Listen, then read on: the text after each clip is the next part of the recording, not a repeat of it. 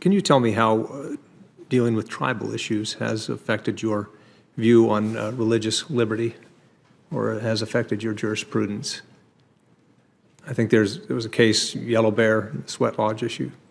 Sure. The Yellow Bear case involved a Native American who had murdered his daughter, 3 years old, and was in federal prison, and was denied access to an existing sweat lodge in the prison.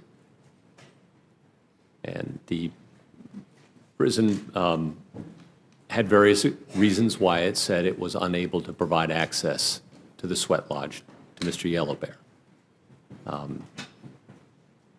We applied the Religious Freedom Restoration Act, which was the claim brought.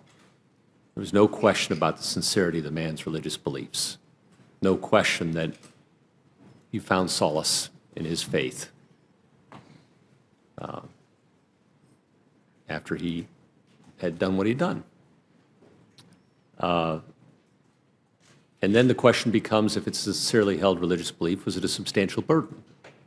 And that box we checked too, because the prison denied him any access to the sweat lodge.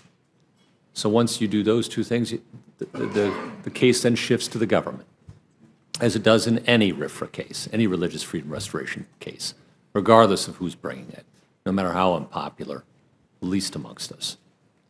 The government has to have a compelling interest, and it has to show that its compelling interest was executed in the most narrowly tailored way possible. And here, the government just couldn't come up with a good reason why it couldn't provide Mr. Yellow Bear with any access to the sweat lodge. It talked about the difficulty of moving him because he was an unpopular prisoner and potentially subject to violence by other prisoners. But the evidence showed that it was able to move him for medical reasons, and able to move him to the cafeteria, for example, and back and forth. And it couldn't show that it was much more, if any, of a burden, financially or otherwise, on the personnel of the prison to also make the sweat lodge available, at least sometimes. And so our court held that there was a violation of the Religious Freedom Restoration Act in that case, just as we would in any other.